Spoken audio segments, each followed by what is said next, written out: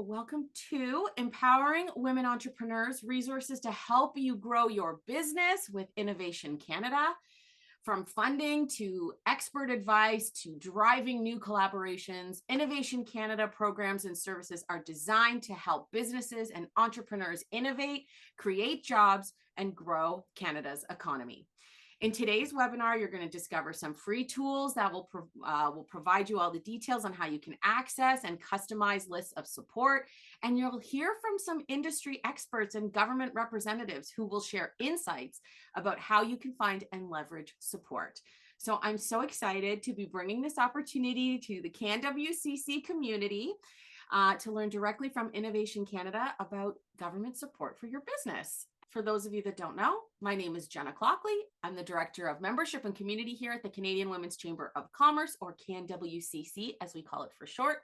My pronouns are she, her, and I live and work on the unceded and unsurrendered lands of the Anishinaabe, the Cree, the Ojai Cree, the Dakota, and the Dene peoples, and home to the Métis Nation, covered in Treaty 1, colonially known as Winnipeg, Manitoba. And the Canadian Women's Chamber of Commerce operates on the traditional territory of many nations, including the Mississaugas of the Credit, the Anishinaabe, the Chippewa, the Haudenosaunee, and the Wendat peoples, and is now home to many diverse First Nations, Inuit, and Métis people in what is colonially known as Toronto, Ontario. And if you're looking for the Indigenous lands you are on, you can visit native-land.ca for the treaties and the original keepers of what is known today as Canada. And as we know, June is National Indigenous History Month. And I just wanted to share about this incredible book that I've just finished, Half Breed. Has anyone heard about this book or read this book? Yes. Okay. Gurpreet. Yes. Awesome. So this book is by Métis author Maria Campbell. It's from 1973. It's an unflinching memoir documenting her childhood and early adult life, haunted by poverty, addiction, and tragedy, and taking place in the margins of a society laced with hatred, discrimination, and mistrust. Campbell's story of family ties and the search for identity is nevertheless marked by spare moments of love, joy, and defined by strength, resilience, and indomitable spirit. This is an incredible book. It's celebrating its 50th anniversary. If you haven't read it, I highly recommend it. I read it in literally 3 days. I couldn't put it down. And it is such an incredible story about what Métis people have gone through in Canada, told by first perspectives, and just what Maria Campbell has achieved in her life. She is an incredible elder that leads communities, builds art programs, and does a lot of advocacy work, and is just someone you should know about in Canada, a National Indigenous History Month. Okay, so check that one out. It's a brilliant, brilliant book. I lost my copy and I'm so upset. Now's the chance to get a new one. They Yeah, just came out with exactly. the 50th edition, so that's great. Thank you for sharing that. Okay, so thank you for your time, everybody, for that as well. The Canadian Women's Chamber of Commerce is the first and only chamber of commerce for diverse women identified and non-binary business owners in Canada. And as a chamber of commerce, we represent your needs with the government, and our position and title as a chamber give us access to the people who impact change. Our founder and CEO, Nancy Wilson, who is actually here today. Hi, Nancy. Created the Canadian Women's Chamber of Commerce to improve the quality of life for the over 1 million entrepreneurial Canadian women through advocacy with policymakers, and we aim to build a healthier and more inclusive Canadian economy. We are here to amplify the stories and the voices of diverse women and non-binary entrepreneurs and to fight for their economic equity. And now let me introduce all the wonderful guests we have today. We have Sado Youssef, who is the Senior Outreach Advisor, Marketing and Outreach for Innovation Canada. We have Amy Gopal, is the Senior Innovation Advisor for the Accelerated Growth Service with Innovation Canada. We have Siobhan McManus, Regional Manager, Inclusive Entrepreneurship, BC and North from the Business Development Bank of Canada. And we have Dr. Wendy Kukier, the founder and academic Director, Professor of Entrepreneurship and Innovation with the Women's Entrepreneurship Knowledge Hub and the Diversity Institute.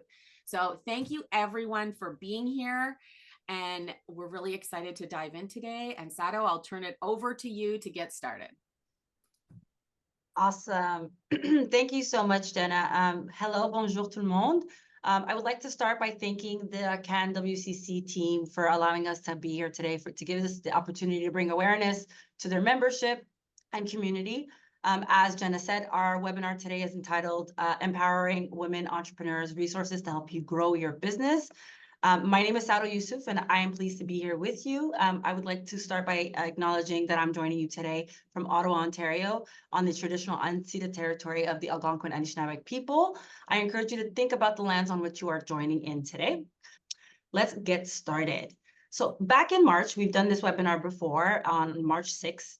If you were there with us, we shared some of these daily challenges already that women face, women entrepreneurs and business owners face in Canada. Just to quickly reiterate what we know that 70% of women said their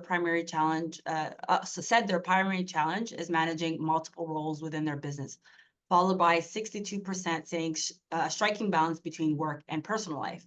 Half of women business owners, about 51%, surveyed reported saying challenges when trying to access financing for their business.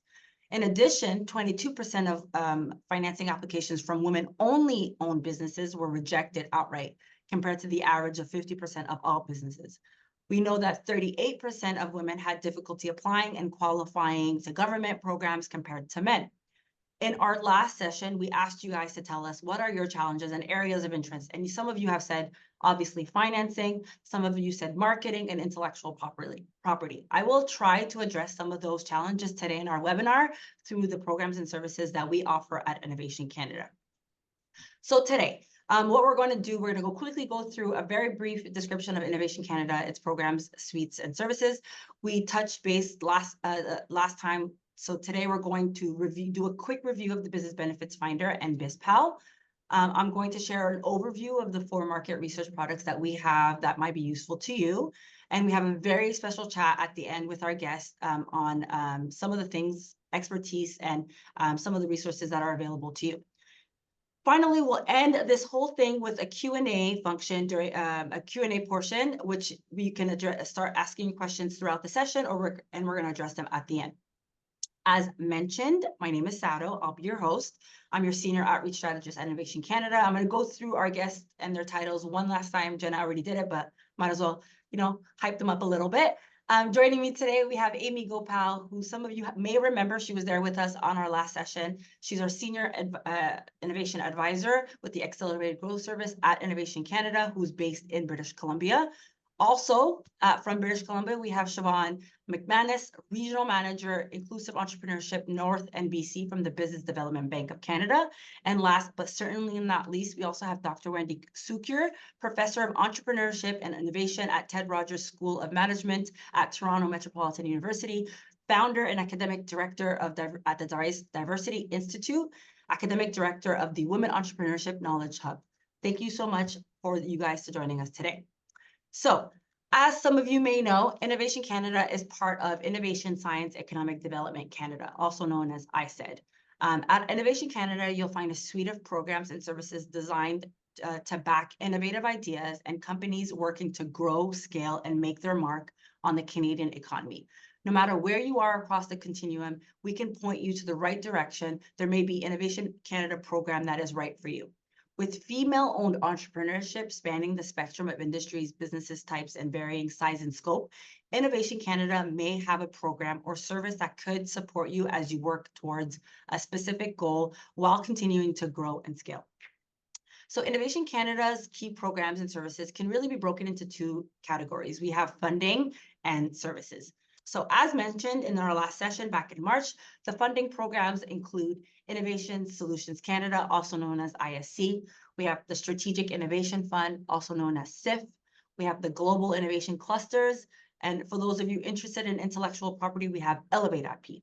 So that's the funding category. In the services category, we have the Business Benefits Finder, which I will talk about later on. We also have AGS, Accelerated Growth Service, which I'll also talk about later on. We have BizPal, which is an online tool also, which I'll also talk about later on. And finally, again, in the IP sphere, we have Explore IP. You'll receive all of these again in the link in the document that Jenna hopefully will be able to provide to you guys. So these are some of the services that we have and funding opportunities that we have at Innovation Canada. But I really want to deep dive onto the Business Benefits Finder. So let's shift our focus there. So Innovation Canada can assist you in finding the right programs and services for your business, primarily through the Business Benefits Finder. This information might be new to you, or it could be, you might have heard of it. So let me give you guys some details on how it works. The Business Benefits Finder is a unique tool which brings hundreds of programs and services from the federal government, provincial and territorial governments, plus some nonprofits. And when I say hundreds, we're talking almost 1,600, okay? It is maintained by a team here at Innovation Canada who connect regularly with programs and services across the governments to bring everything together all in one place. The Business Benefits Finder was designed to help you answer the question, what can the government do for my business right now? You'll start by answering a few questions and receive a tailored list of the programs and services that are more likely to be right for you, all in 2 minutes. Plus, you can narrow your search with filters for active or open applications, business owned or led by underrepresented people, or focus on a specific area of interest like advice or tax services. As mentioned in our last session, women are using the Business Benefits Finder at the beginning stages of their business development. So they're either looking for resources to start or buy a business, but also they are looking to support, they're looking for support to grow their business as well. We also know from the Business Benefits Finder data that women entrepreneurs are working in a variety of industries. We're talking wholesale, retail, education, health, and other services, and businesses, scientific and other professional services coming in third as well. Let me show you how the Business Benefits Finder works, and you can thank me later, okay? So usually you can go on our website at innovation.canada.ca. But what we're going to do is we're going to do a demo, and you can follow us by watching through the screen. Okay, so similarly to our last session, we'll say that we're working with an individual. Her name is Kay. Who is Kay? She's a 30-year-old and identifies as an Indigenous woman. She's based in Toronto. She owns a restaurant. She has 6 employees, and her business is incorporated. Kai is looking for tax credits, grants, wage subsidies to hire staff. But if we wanted, hypothetically speaking, support for IP or expert advice and marketing, hypothetically speaking, here's where you can put all that information. So now let Kai tell us her story. We know that Kai is looking for funding, tax credits, and wage subsidies. But let's add expert advice here. Let's say marketing expert advice, if there is any. You will see that you can choose any or all many of these categories. If it makes sense to do so, you should keep in mind that the more detail you provide, the more precise the filter can be, providing you your results. Because we mentioned funding, we can provide a range. So we'll say between 20,000 and 500,000. But we'll show you later on, if you wanted to change that, how that would work. Kai's main goals are to grow and expand her business, is to hire staff, but she's probably looking to contribute to the development of her local economy. So let's include that too. You can see here to the left that you can, at the bottom, you can continue to step 2 out of 3. As you complete each set of questions, you'll see the total number of potential right for you programs change in real time. And that's the Business Benefits Finder filter working in the background. Kai's business is outside of Toronto, so we'll select Southern and Eastern Ontario. If your business, hypothetically speaking, operates in many or all territories, you can choose all of Canada, or you could choose just the ones that are specific to you. Kai has a restaurant business, so we'll select tourism, accommodation, and food service. Her business is incorporated and for profit, so let's add that as well. Oh, actually, let's be specific and say food services. And then we'll say we're going to go to next and then choose it. Actually, do we want to, let's put the number of employees first. Earlier, I said there were 6 employees, so we'll add 6 employees. Then for the range, we'll say about 100 to 499,000. And then we are incorporated and for profit. Sorry, I was getting ahead of the game. I got a little excited. This last question is where you can get specific to support specific on the support program. Selecting a filter does not exclude other options, but it does include supports that are specific, especially address the filters you have selected. You can select as many categories as you identify with, or choose to select none that you are unsure. For this case, we're going to say Indigenous people, women and under 40. And specifically being that she's Indigenous, we're gonna you can choose to be even more specific and choose First Nation, Inuit, Métis, or choose not to answer. So we're gonna go with that. When you're done, choose whether you want to see all available programs or only programs that are currently accepting clients, and that's the one that we're going to choose here. And then click results, and we have 98. So here is your results. You'll see the tailored results grouped by category based on the information you are looking for. In each category, you will see programs that are most likely to relate to your needs. Each one comes with a brief description of and when you click on more, a slightly more detailed description will appear. You can click on the star to favorite the results, and an email will be sent to your email to your address. I promise you the email that you're getting is not a newsletter. It's just the information that you're seeing here. We won't be spamming you, I promise. So on top of the support that you were looking for and the additional support that you qualify for, as you scroll down towards the bottom of the page, you will see that we have thrown in a few little extras, things that you weren't necessarily looking for, but that might be useful to you anyways. And then as you go back up to the top of the page, you can share your results. Clicking here is an auto-populate. You can auto-populate an email to the link of all this information that you see here by clicking share. And then on the left-hand side of the page, here's a summary of Kai's story. All the answers and things that you filled out at the beginning of the process. Note that these can be adjusted. So earlier I mentioned if you wanted to change the range, here's where you'll be able to do it. If you want to change the whether you're incorporated or not, here's where you'll be able to change it. If you want to change how you identify, here's where you'll be able to change it. So that was basically the Business Benefits Finder, a tool that can help your business find the support that you need and help those that help businesses save time as well. We'd also like to share a couple more extra things. We do have a blog. It's called First Things First. It features articles that provide tips based on frequently heard questions. For example, there's an article on how to build a stronger application. All right, so we talked about the business, but here's our blog. And please look forward to it because we're going to be updating it this year. Hopefully some new things are coming. We're really excited about it. I can't tell too much, because it's a secret. All right, let's switch gears and let's talk about the other tool that we have. It's called BizPal. Again, we talked about this last time. I'm just going to go quickly through it so that for the new people who haven't heard about it can understand how it works. So BizPal is a combination of business permits and licenses. It's an online tool that helps entrepreneurs access the permits and licenses from all levels of government. We're talking municipal, provincial, territorial, and federal. And they needed just a few seconds.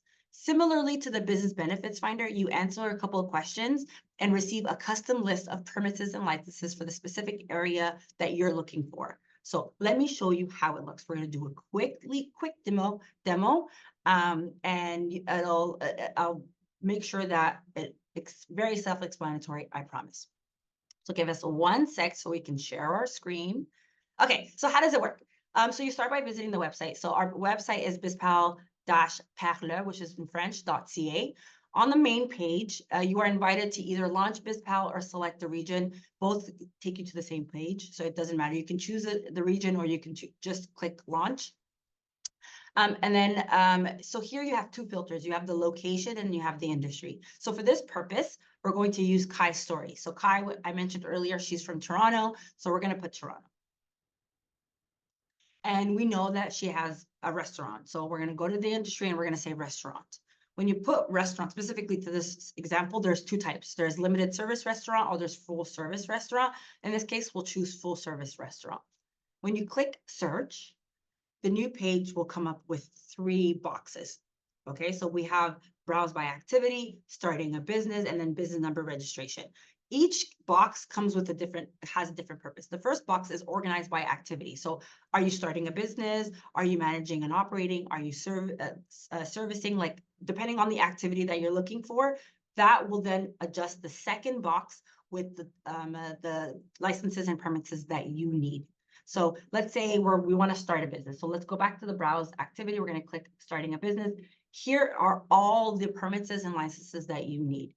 Once you click on the permits and licenses that you need, the third box will populate with the information that you need to access that permit, right? So it's like a trickling down system. You go to step 1, you click on that one, step 2, you click on that, and then step 3 will take you to where you need to go.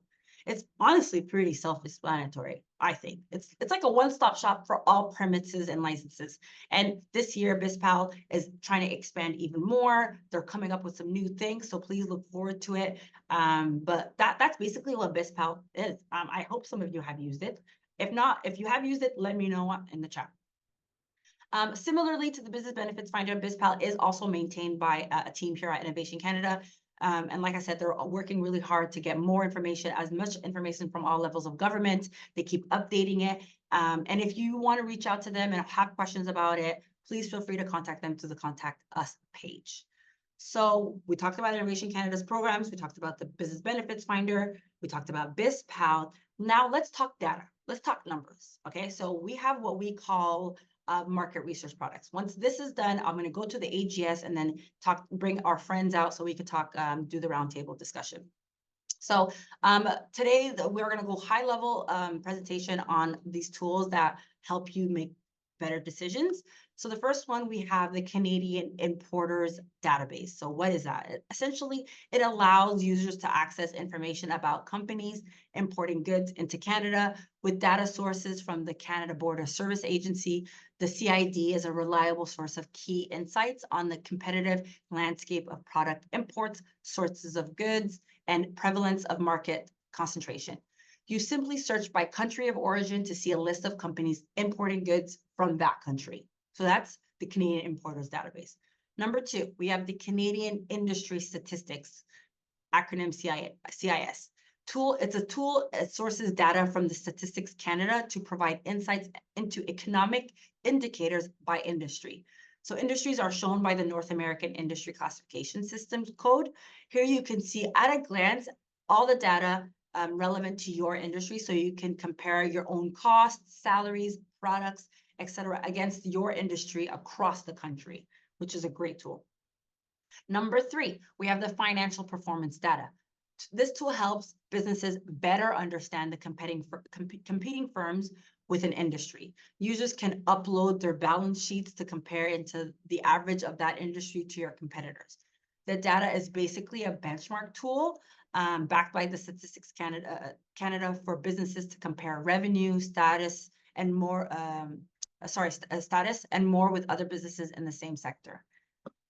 Finally, we have the Trade Data Online. So this tool provides trade reports not available on the Statistics Canada website. And I know lately this has been a sensitive subject. So the data is applied by the Statistics Canada and the US Census Bureau, and can be searched by product and industry to look for goods being traded to and by Canada and with which country.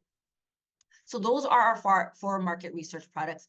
These links and how they work will be provided in this slide through the follow-up package, but also their links will be provided to you in a document, so you can access them easily. So before I invite our beautiful, amazing guest, I'm going to talk about AGS. I'm going to try to do this really, really quickly. So what is AGS? Accelerated Growth Service is what we call a continuum of services. These services, which are primarily the advisory service and the growth service, are designed to help Canadian entrepreneurs and businesses find the right support to grow and scale, delivered through a whole government approach. We think of it as a one-stop shop and simplified access to government and government-backed support. All of our AGS services are delivered by innovation advisors who are experienced often former entrepreneurs and private sector executives, and a wide range of expertise and advice to offer businesses as they grow and scale. They are available to give advice on the programs and businesses could leverage as they grow. They are located across the country. We have Amy here, who's actually from BC, but we have some in Ontario. We have some in the prairies. We have some in the Atlantic, everywhere. They're available to provide guidance and programs businesses could leverage as they grow. So that is AGS. I'd like to also take a minute to introduce our guest and our lovely individuals that we have here today. That's AGS. So who we have here today, we have the Business Development Bank of Canada, BDC, also known as the Bank of Canada for Entrepreneurs. It supports small and medium-sized businesses in all industries and at every stage of growth, money, and advice. Similarly to Innovation Canada, they are committed to the long-term success of Canadian entrepreneurs, as they understand that a business is more than just dollars and cents. We also, sorry, I'm trying to go through this really quickly because I really want to give time to our guests to speak. I'd like to also introduce our Dr. Wendy Sukier. She's a professor at Entrepreneurship and Innovation Canada, Ted Rogers School of Management of Toronto Metropolitan University. She's the founder of Academic Director, Diversity Institute of Academic Director of WEC. We have Siobhan, who's from BDC. She's a Regional Account Manager, Inclusive Entrepreneurship, BC North of Business Development Bank of Canada. And then we have our lovely Amy Gopal. I'm a bit biased because we're from the same team, you know. We have Amy Gopal. She's a senior outreach, a senior innovation advisor. So before we get into the nitty gritty, I'd like to give them a chance to speak, just to give us a quick background on some of the work that they're doing supporting women entrepreneurs in Canada. So let's start with Siobhan. Hello, everyone. It's my delight to be here to provide some insight on what I do. I work with a national team based in Montreal, and I support all of our account managers, leadership team, and managers across British Columbia and the North to remove barriers for women entrepreneurs. Oh, did we lose her? Siobhan, no. Oh my God, I think we're having some technical issues. With respect to knowledge, network strategy to make sure that we give women a shot. Okay, Siobhan, you're back. We lost you for 2 seconds. Okay, can you hear me now? Yes. Okay, we're good. Okay, perfect. So my name is Siobhan McManus. Yeah. I'm the Regional Manager, Inclusive Entrepreneurship for BDC. I work with a team of 4 other colleagues across the country out of Montreal, and I support all entrepreneurs, leadership team and management in the province of British Columbia to remove barriers for underrepresented entrepreneurs, specifically women, so they can reach their full potential. We focus on removing barriers in knowledge, networks, and access to capital. We work by providing flexible financing and advisory solutions, as well as custom-tailored financing and advisory solution for women entrepreneurs. Awesome, perfect. Thank you, Siobhan. Now I'd like to invite Dr. Wendy. Could you let us know the work that you guys are doing at WEC? Sure. So really pleased to be here today, and I'm joining you from the traditional territory of the Mississauga of the Credit, the Anishinaabe, the Haudenosaunee, the Chippewa, and the Wendat peoples. And some of you will know the university that I work at, Toronto Metropolitan University, is in process of truth and reconciliation, and that's why we changed our name. The Diversity Institute is the lead for the Women Entrepreneurship Knowledge Hub. It also leads the Inclusive Entrepreneurship and Innovation Network, and we're the research lead for the Future Skills Center. So we have a number of different initiatives that are really aimed at ensuring women entrepreneurs and diverse women entrepreneurs, Indigenous women entrepreneurs, racialized and Black women entrepreneurs, and so on, receive the supports that they need, given the stage of development they're at, the sector that they're in, and their particular preferences. And so, you know, the innovation.ca website is really one of the critical tools that are available, because the research shows, quite honestly, there are lots of resources available. Are they perfect? Do we need more? Probably yes. Do we need more equitable access to financial institutions, to government programs, etc.? Undoubtedly, yes. But one of the biggest barriers we see facing a lot of women entrepreneurs is simply navigating. Where do I go? What do I do? And that's why innovation.ca is so important. But there are other tools that can help with that. And one of the things, I'm on the board of the Federation for African Canadian Economics. One of the things that we've discovered, for example, in doing research on specific groups of entrepreneurs, Indigenous women entrepreneurs in tourism in the North, Black women entrepreneurs in food services, racialized entrepreneurs in tech, women with cognitive differences and so on, is that sometimes having the resources available is still not enough. And so that's why the intermediaries, and some of them are here today, including the Canadian Women's Chamber of Commerce, but also organizations like the Women Enterprise Organizations of Canada, or Corrales, or many other organizations that provide incubation, acceleration, training, and so on. One of the things that we found is really important are those intermediaries, because sometimes, for example, newcomers are not necessarily going to figure out how to get to Innovation Canada. But if they go to the Canada-Pakistan Business Council and someone there sits with them and talks them through what resources are available, or even better, runs a session in Urdu, that creates more access. So one of the things we've been really focused on is trying to figure out where the barriers are, and not just the barriers in terms of access to capital or access to customers or access to skills and infrastructure and so on, but also trying to figure out what works for whom and what kinds of wraparound supports are important. And we know, for instance, when we're dealing with newcomer women and racialized women and women living in poverty, and we have a number of incubators and accelerators with community organizations across the country that specialize in those populations, having childcare on site is critically important. For some entrepreneurs in large centers like Toronto, having access to transport passes can mean the difference between being able to afford to come to sessions or not.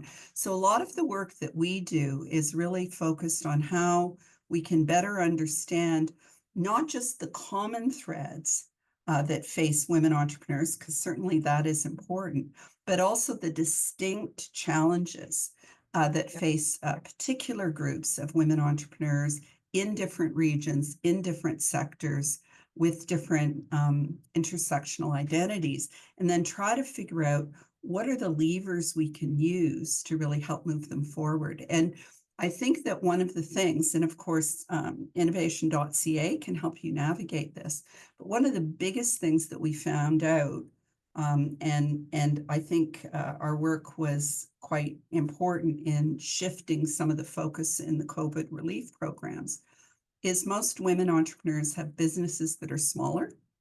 90% of them are not incorporated. And so it's critically important that we understand there's a whole series of supports that are needed, from the ideation stage to the investment ready stage to the maturity stage in terms of women-led businesses.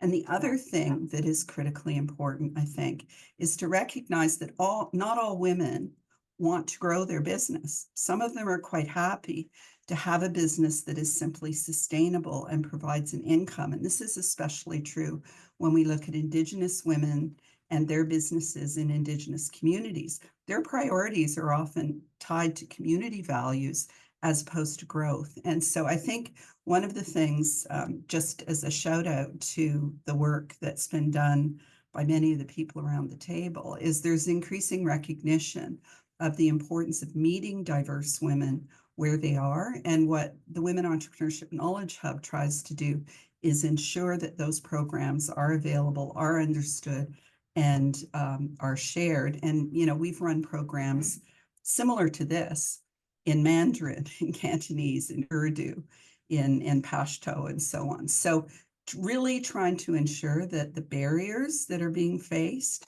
are addressed. And just final point is, you know, the study we did on Indigenous women in tourism in the North showed that they didn't talk primarily about financing. They didn't talk about access to markets. What did they talk about? Access to the internet. So even in some communities, the physical reality of internet access or the financial affordability of internet access, not to mention AI and advanced technology tools, are huge impediments that we can't overlook. Thank you so much, Wendy. I think it's really the work that you guys are doing at WEC and the Diversity Institute holds so much weight, and it's extreme. Like if it wasn't for the work that you guys are doing, we wouldn't have access to the data to be able to do things like creating programs and services to support women. So we're really thankful that you're here with us to share that information. Okay, last but not least, we also have Amy. Amy, could you let us know what you guys are doing to support women entrepreneurs in Canada? Yeah, absolutely. Great to be here. I'd like to also just take a moment to acknowledge that I'm speaking from the traditional territory of the Algonquin peoples out on Vancouver Island. So I'm a senior innovation advisor with Innovation Canada, and our role is essentially we work with companies that are higher growth, and we do some pathfinding around funding, but there's also connections to partners, of which BDC is one, global affairs, and so on and so forth. A lot of ecosystem development as well in terms of bringing partners from sort of all levels of government on board. So we're talking, municipal, provincial, and federal, and making sure that companies sort of have an easy time. We kind of handhold them, any questions they have, any issues that come up. We sort of run a portfolio of about 15 to 20 clients at any given time. And it's important to us anyways to have more females sort of in these roles, women that have gone through that journey, because I think as Sado mentioned previously, all of the senior innovation advisors typically come from private sector backgrounds, and that was crafted in a way to make sure that we can understand exactly what we're talking about when we are speaking to business owners and entrepreneurs. So we're sector agnostic, and help businesses in that capacity sort of navigate what they need help with. Yeah. Yeah, awesome. Thank you so much. So thank you to the three of you. We have quite a few questions for you guys, so I'm going to try to go through them quickly. Let's start with, I have a question for Amy. So Amy was here with us last time, and she talked about her own experience as a business owner. So maybe you can share a little bit about that after when I'm done asking the question. But Yeah. I wanted to, if you can let us know how long have you been an innovation advisor, and what have you learned from working with SMEs, entrepreneurs, small, medium, and large businesses? Sure. So I guess I'll answer that first part of the question. I've been an innovation advisor since January 2021, so about 4 years. And it's been great because I did some coaching previously to that, so it's a very similar role. What I've learned a lot actually working with SMEs, but I think the few that come, off the top of my head would be how important it is to be resourceful. Over looking for resources all the time. And we sort of see that come up time and time again. So, that creative problem solving is so key. Some of the solutions these SMEs come up with, even I'm kind of shocked at. And I said, that's actually really great thinking. So again, resourcefulness over resources would be one. The second one, speed and agility, win early. So, as an SME, you have the luxury to pivot a lot quicker than bigger organizations do, which is it's a huge competitive advantage. So if you can start to find ways to take advantage of that, it can at some points put you ahead of some of your bigger competitors, because you are in a position to make those changes really quickly. Implement those feedback loops really quickly as well. And then I guess the last one which a lot of people don't like to hear, but failure is very, very normal, and it will be the norm over the wins that you have. So take your learnings from that. Don't look at it as a end all or be all. You're going to get more of that in the first year than you're going to get wins, but it stacks. It all comes around, and I think if you take the good out of that, the silver lining, you'll end up winning at the end of the day. Yeah, you mentioned like I remember you saying how long were you had a couple of businesses before you became an innovation advisor? Yeah, I did. Yeah. So I had, I started very early. So my father's an entrepreneur as well. And actually, Siobhan knows this because she knows my family well too. But he's an entrepreneur. So I guess it was normal for us to kind of go that way. But my mom's a cosmetic chemist, and we kind of, from a problem that she was trying to solve for me, which was bad acne, in a natural way, we ended up creating this skincare company while I was in my 4th year of university. So there was a lot of R&D the first 2 years, and by the time I got out of it, we had something that was commercially viable. There's still a lot of work left to do in terms of, finding a bigger, better manufacturing facility, all of that kind of stuff. So my entrepreneurship journey started in my early 20s, basically, Oh, and I wow. did that for about 9 years before we ended up selling the company, and that was about the time I went to go do my MBA. And then Oh, after wow. that, did some angel investing, did some business consulting and coaching, ended up working for another company in Kelowna called Pila, and did a total pivot towards digital marketing. And then this opportunity came up. So I've had a pretty colored Wow. past, but that's been my entrepreneurship journey. And you Yeah. don't look a day over 22, so I don't know how you do it, Skincare, what girl. can I say? Okay, speaking of working closely with entrepreneurs, Siobhan, you also, as an account manager, you work with, you have a team that works with entrepreneurs. You've probably worked with entrepreneurs. What is the common mistake or financial mistake that you see, and how can the entrepreneurs avoid it? Yeah, really good question. I've been working with entrepreneurs for about 15 years throughout various stages of the business life cycle, industry agnostic. And I think it's a little bit more complex than one simple thing. So Yeah. I'll start with 3. And I think one is, we know, particularly with women entrepreneurs and those that come from underrepresented categories, they tend to take on the lion's share of responsibilities at work and at home. And the impact of that is, if they ask for help, that's if, they tend to ask for way less, and they tend to ask way less often. So those are the 3 things that I would caution. I'll use an example. I was on a panel yesterday and heard from a woman entrepreneur who is incredible. She comes from a marginalized community, and she bootstrapped her business from day one. And it was very, very challenging. She waited until it was a critical stage to ask for help, be it for advice or for financing, right? And we see this as very common, and the impacts of that are that you're going to essentially erode your personal capacity to invest in and save the business. And that can be a really scary place as an entrepreneur, knowing that you've literally done everything that you possibly can to support your business, and there's nothing left. Secondly is, asking for too little. So when I encounter women entrepreneurs, typically they'll come and they'll ask, if they do, and they'll show me the most stressed version of their financial projections. They won't have a firm sort of number or ask in terms of type of advice that they would like. So they're very risk aware. And that's something that I always pay close attention to while I'm working with women entrepreneurs, is to say, hey, show me your full forecast. I want to see how you think, because I know there's so much untapped potential. And sometimes we have to be very intentional in the way that we behave, acknowledge how women behave differently, and yoke that potential out of them. The third thing that I would say is, ask before you need help. And that can be really tricky. If you wait until you've run out of money, if you wait until you're de-skilled in a certain area, particularly understanding your finances, that's often when it's too late, and it becomes a real uphill battle to get that help that you need. So I would encourage you to reach out early. I would encourage you to get to know your numbers. I would probably see a large hand raise if I asked if any in the audience got into business because they're excited about their financial statements. Most entrepreneurs are excited about the product or service they've created because it's solving a problem. And we know women entrepreneurs are much more socially minded as well, right? They tend to hire women at an accelerated rate, 2.5% of their male peers.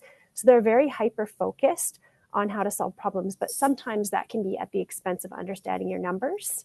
And if you're going to see an accountant once a year for a compliance exercise, that's just not enough. It's not enough. You're looking at information that's 6 months in the rear view, right? You don't have an opportunity to use that information to make decisions. And this isn't just from a protective standpoint. This is so you can reach your potential, right? You want to be able to make decisions from a transparent dashboard that empowers you to take advantage of opportunity. So I would say, understand your numbers. As much as they scare you, they don't need to be scary. You don't have to be an accountant, but you need to be able to understand your finances so they empower you to thrive and grow. I would say ask for help more often and before you need it, right? Build your networks. That can be very helpful as well. And make sure that when you ask for more than you think you need. Worst case scenario, you have extra runway and you can take advantage of opportunity, or you might find further opportunity within your existing clients, suppliers, relationships, etc. So that would be my advice for women entrepreneurs at any stage in their business cycle. And also know when you need to have guided advice as opposed to self-guided advice, right? We talk about resource overwhelm, and that can be a big challenge for entrepreneurs, right? You're a woman entrepreneur, you're at home, maybe it's 8:30, 9 o'clock at night. And, how many of us have been scouring the internet, looking for a solution, an answer to a question that we have? And we get some generic data, and that can be helpful. But there comes a tipping point where the business is going to outgrow your skill set, and it's okay. It's okay to ask for help. You don't have to reinvent the wheel. And there are lots of people out there who want to support your success. I think, especially when you say the whole asking for help thing, I think that, like, I'm not a business owner, so I don't want to speak on our attendees here, but the asking for help part, I think, is the hardest part. Like, we are raised to, do everything ourselves, don't ask for help, figuring it out, sweat and until cry if you have to, you know what I mean? So I think that speaks volume, asking for help. Some people sometimes feel like it's a sign of weakness when it's really not. Well said, Siobhan. Thank you so much. Okay, another question, and this is for Dr. Wendy. In your experience, how has the landscape for women entrepreneurs in Canada evolved in the past few years, especially post-pandemic? Does anyone, is there anything that you can say about them? Yeah, I guess a couple of things. One is the percentage of women entrepreneurs has grown steadily. The women now own about almost 20% of businesses and contributed about $90 billion to the economy and almost 1 million jobs. So that is definitely, a sign that women are moving forward. What I would say, though, is in general, they are still not viewed by mainstream organizations, frankly, including government. And think about all of the chat about tariffs right now, how many women have been at the table.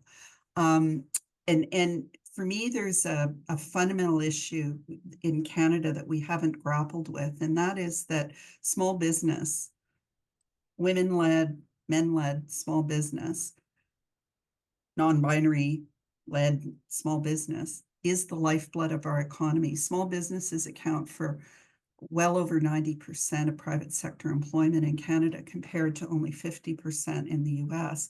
And our entire strategy around economic development and innovation still, in my view, has not grappled with that. So we're always comparing ourselves, whether it's R&D investments in training, productivity, and so on, to the US, without taking into account that reality.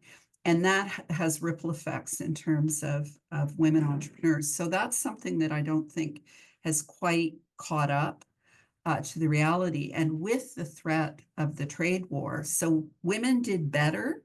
The evidence is women did better in COVID. And I love the phrase risk aware as opposed to risk adverse, because women actually were more successful during COVID, in part because of their cautiousness. And frankly, we've seen a lot of businesses that got overfinanced and then collapsed because they couldn't repay loans at 10%. So women did well in COVID, and I actually think women entrepreneurs, interestingly, I think it was BDC research said 2/3 of women entrepreneurs are worried about the impact of tariffs, and they should be, because the ripple effects, even if you're not in aluminum or critical minerals or auto, the ripple effects of tariffs are going to be devastating. Broadly, in my view. But what was interesting is 75% of women entrepreneurs said they had plans.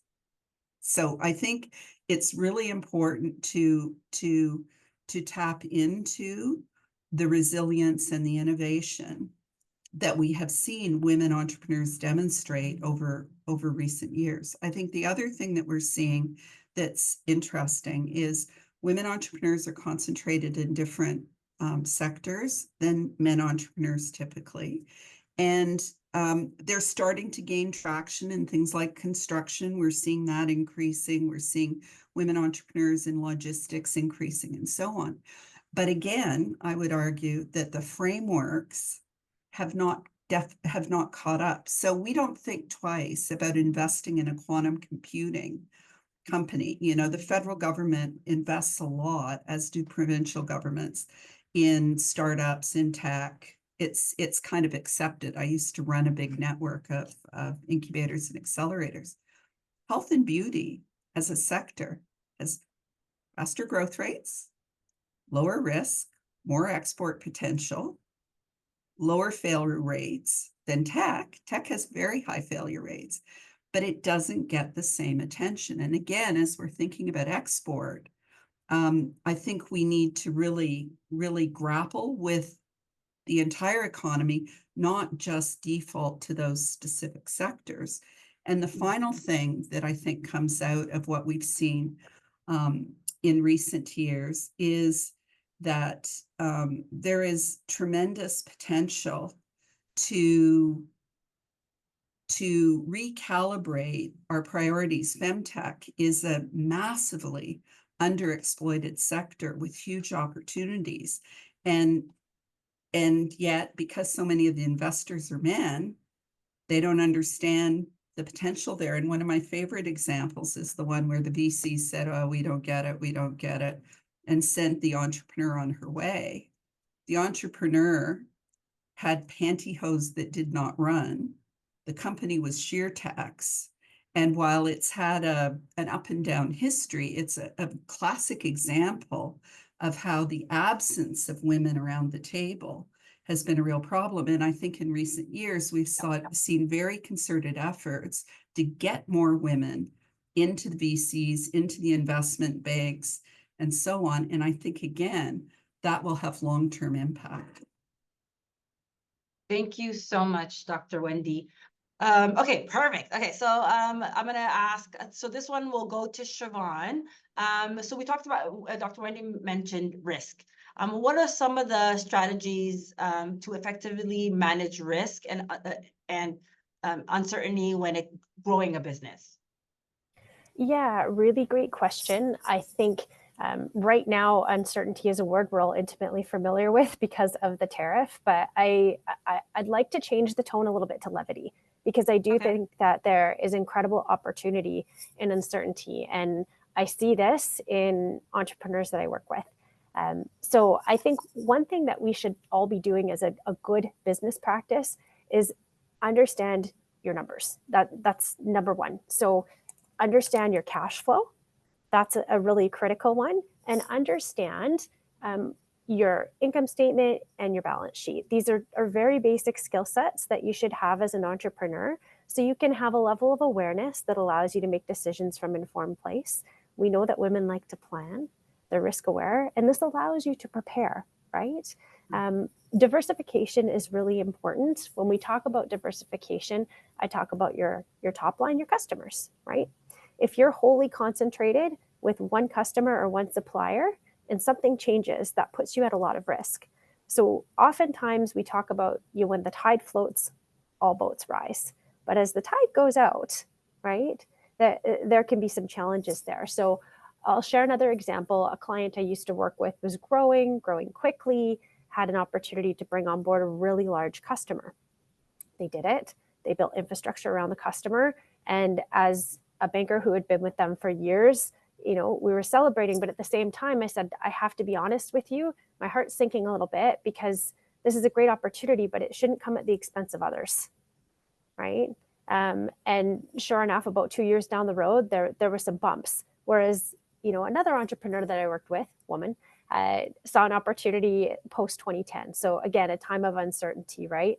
And real estate associated business. And she saw opportunity. She said, you know what? This is a time when a lot of people are going to exit the profession and it's going to become challenging.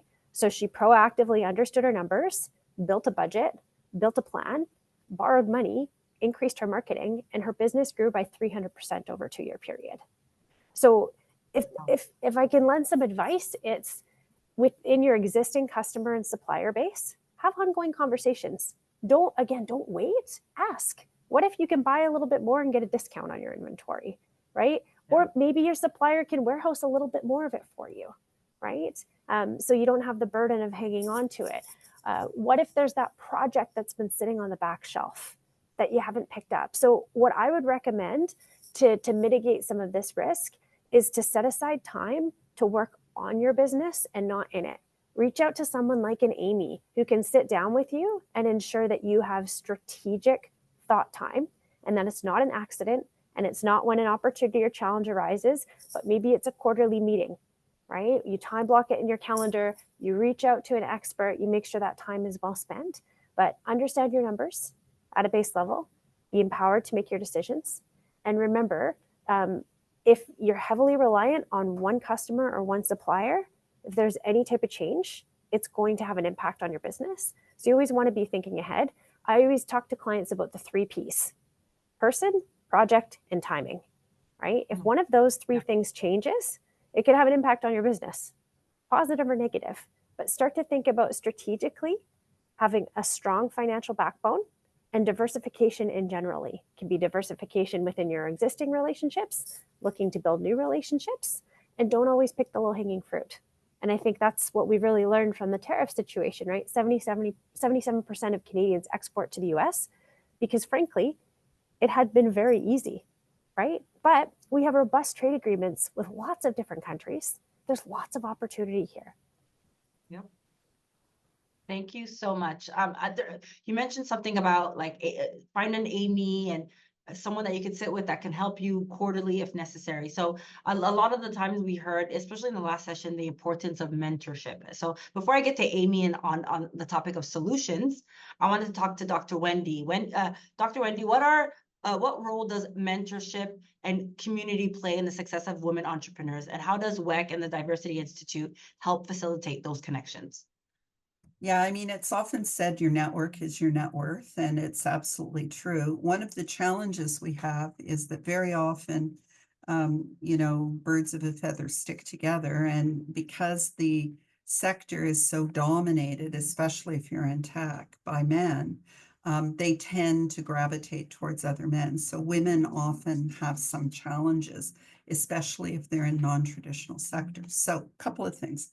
One is, it's absolutely true. Women don't ask. And there's actually a book called Women Don't Ask that is focused on women in the workplace and talks about how their socialization, which prevents them from asking for a raise. And the classic example is a woman's offered a job and she says, "Oh, you like me, you really like me." A man's offered a job and he says, "I want more money, a corner office and a car, and I'll get back to you next week." And the same is true in the context of entrepreneurship. And so, sticking your courage in the sticking place and asking when you recognizing that the worst thing that's going to happen is someone's going to say no, and sometimes you hear no 98 times. Is something that a lot of women struggle with, and we have to really build that willingness to ask. I don't have that gene, but the Women Entrepreneurship Knowledge Hub during COVID built the Ask Give platform, and it was taking a page out of Vicky Saunders' Ask Give platform in the Corrales network. And I know since then lots have it, where you can simply say, I need to know how to export potatoes to Poland. And there are people from the financial institutions, there are people from Export Canada, there are other entrepreneurs and so on who can provide advice back. But what's interesting is there were way more women offering to help than there were women making demands. Using LinkedIn effectively, you know, if someone connects with me on LinkedIn, 90% of the time I will answer their question. I'll do a coffee chat. I'll do a 15-minute information interview. And that's true generally. But again, you have to be strategic. You have to do your research. You have to figure out who are the people that could get me into Sobeys? Who are the people who could introduce me to this VC who I need to know? It can't be random. And I sort of compare it to dating, right? We used to go, you go to the bar on Monday, Wednesday, Friday, and you not meet anybody because they were there Tuesday and Thursday. And we don't have good systems for matching people with needs and people with resources. We need to really work more and more on that, because while innovation.ca is fantastic for navigating and accessing programs, it's access to people that will often make or break an entrepreneur's success. And so you have to be intentional. You can't just sit and expect to be discovered, and you have to accept rejection. And women are not well trained.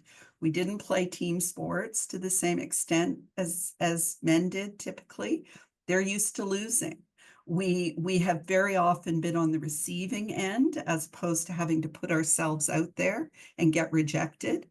And those experiences are critically important, I think, in developing that resilience that is critical for entrepreneurs. You have to accept failure, rejection, and hear no as not now, and just pick yourself up and keep going. Yeah, for sure. Thank you so much, Dr. Wendy. When you talk about research, I think a lot of people forget that we have access to all these resources like the internet, like as easy, like I live on Google. If I'm trying to figure out what color is this, like it take advantage of the tools that we have, LinkedIn, Google. Oh, you're gonna say something? Last thing, Yes. remember that AI is the English major's revenge. A lot of women were anxious about technology. AI is your friend. It can transform your business. It can help you do more with less. And that is one of the things that the Diversity Institute is really digging in on, is helping women use AI to grow their business. And in the current environment, it's fundamental.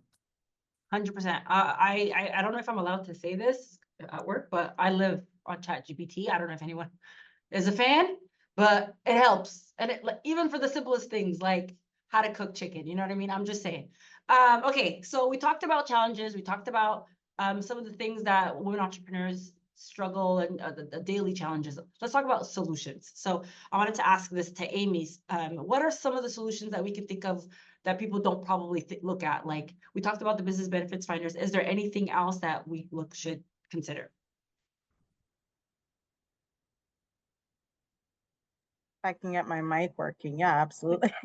Some solutions for you. So I think, first of all, I just really wanted to reiterate 2 points, having gone through this several times myself. The diversification is so key. Oh my goodness, having gone through that problem early in my entrepreneurship journey, especially with suppliers, diversify every which way you can. That was a great point. And community and mentorship, like Wendy said, reach out to these people, be very strategic about it, and be very intentional about who you're talking to. Make sure that the ask that you have is it's a value ask and not simply a can I get something out of it. And the more clarity you have, I think the more likely you are to connect with people.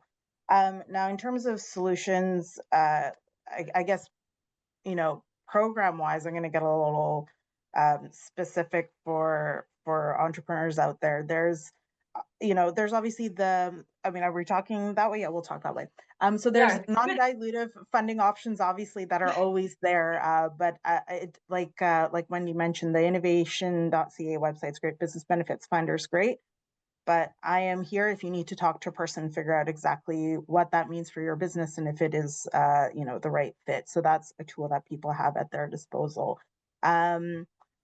Founder fellowships and accelerators that aren't VC backed is always an exceptional way to network and find people who are like-minded, same peer group. That community aspect of being an entrepreneur, I cannot emphasize enough how incredibly important that is. So these are places where you can go to find that. One opportunity for sales that I think a lot of people don't think about is public procurement opportunities. So typically, your municipalities, your provincial governments, and your federal governments will have websites up where you can search to see if there is maybe a fit for your product, which is a great way to kind of, sell and get some revenue coming in to help grow the business a little bit. So it's one that gets overlooked. I think people think of it on a significantly larger scale, but most cities offer it. The province certainly does, and so we do federally as well. Peer founder circles, I would say, masterminds, places like WEC are really great. When I was coming up as an entrepreneur, these programs or these organizations were not available. And if they were very focused on industries that women traditionally did not reside in. And of course, as a visible minority, it was a lot harder.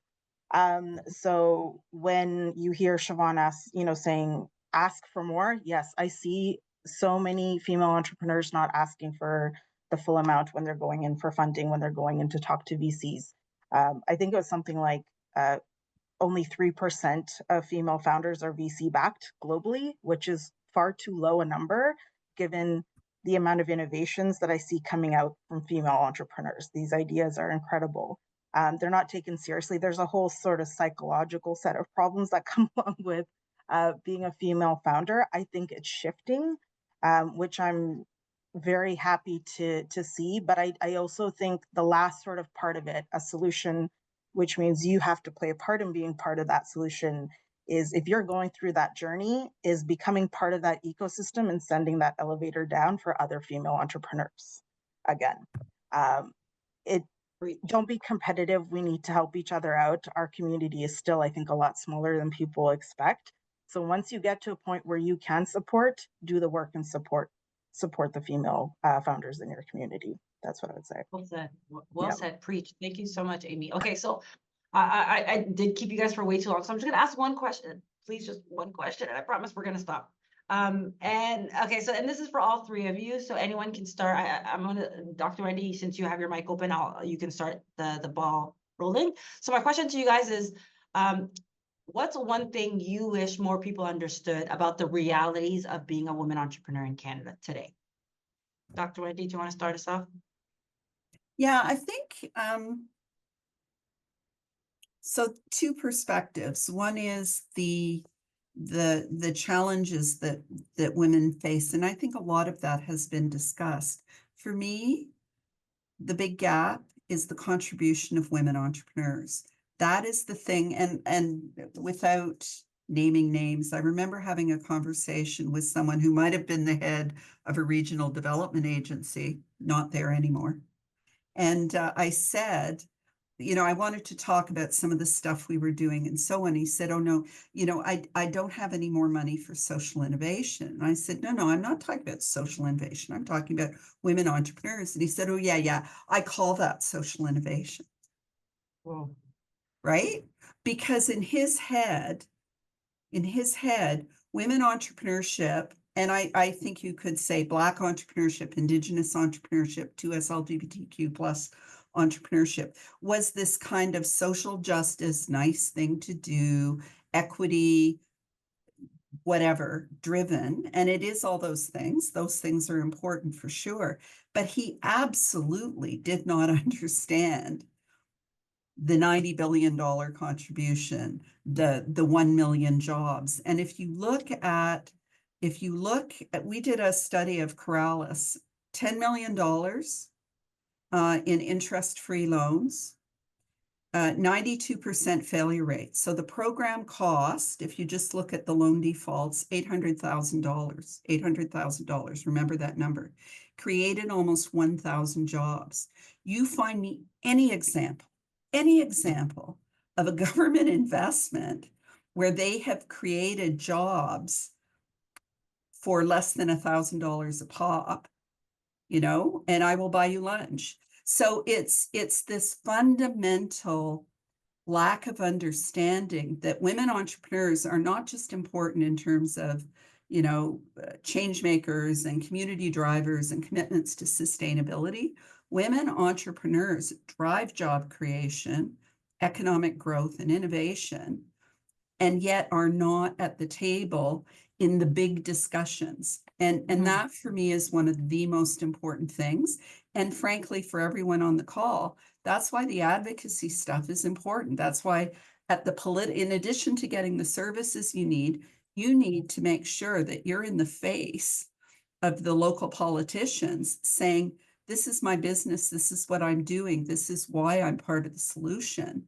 And that is especially true, just final point, especially true when we look at immigrant entrepreneurs. What are we trying to do? We're trying to grow new markets. Who is best equipped to help us grow new markets, whether it's Asia Pacific or Africa or even Europe or Latin America? It's the diasporas. So I think there's a lot where we need to shift our deficit orientation to understand the assets that women are bringing to the table. 100%, 100%. Thank you, Wendy. I was like, preach. Siobhan, Amy, do you guys want to talk about the realities of women entrepreneurship here in Canada today? Sure, I'll comment. I think something that really resonates with me working, you know, exclusively with underrepresented populations with a federal corporation is the importance, I know it's been said before, but of being able to see it. If you can't see it, you can't be it.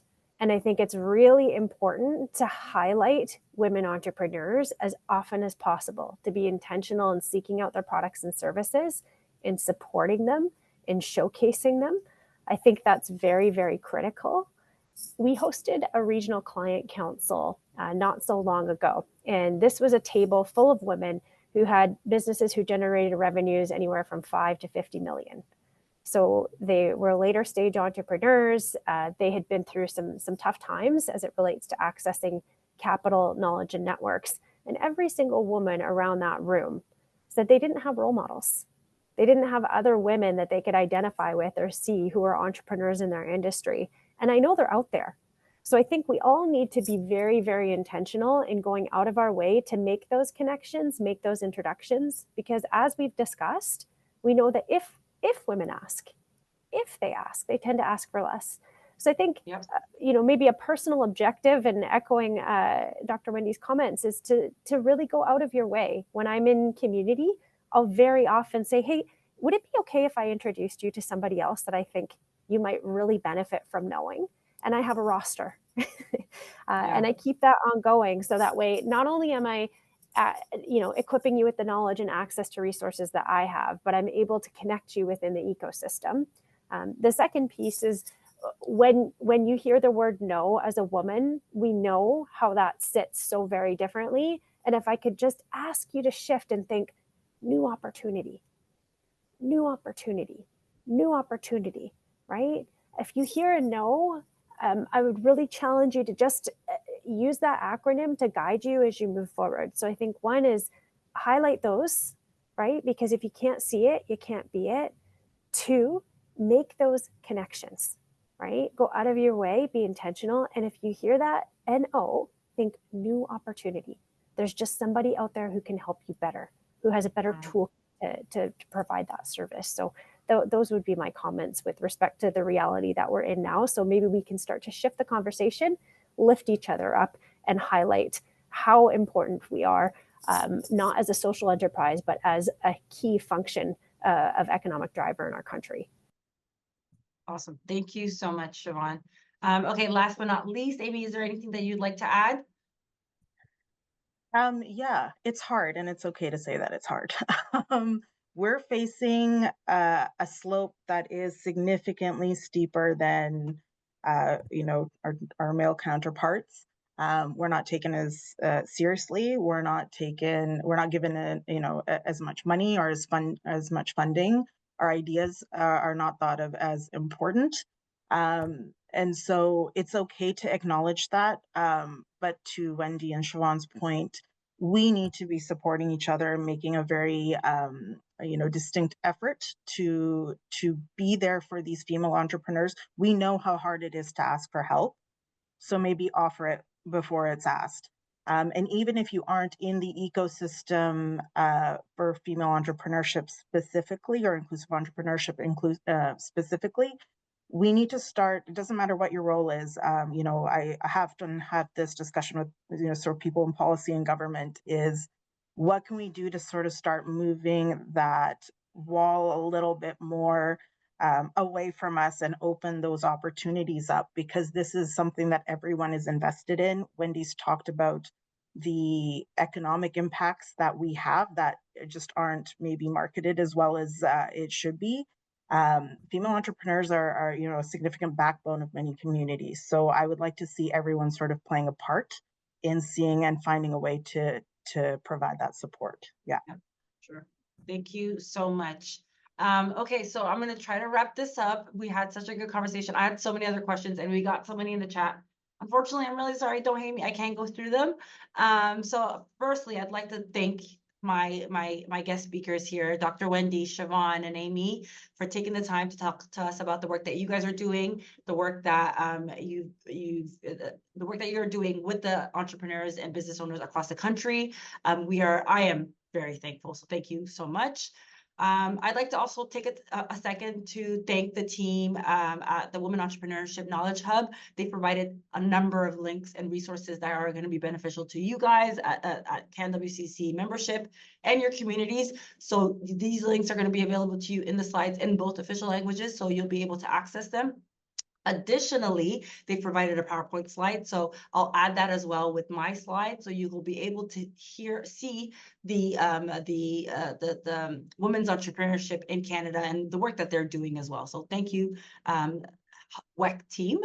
Plus, Siobhan, who works at BDC, has prepared and provided this slide, which is the top tips that enhance financial acumen and access to capital. There's a couple of links there that will help you connect with them, connect with your network, connect with their network that can help you and utilize this. Sorry, I'm trying to do this really, really fast so that I can let you guys go. But all this to say, thank you so much to everyone who has joined us. I know we've lost a few people through in the last 10 minutes. I know we wanted to go through questions, but unfortunately, we're not going to be able to do so. Here's our contact information. You can reach out to the WEC team, our innovation advisors, through LinkedIn. Like they said, utilize the networks that you have access to. So again, thank you so much for joining me. I know it was supposed to be an hour and I took more time than that. Merci beaucoup. Thank you to the CanWCC team for allowing us to take over. It's been great. I love you guys.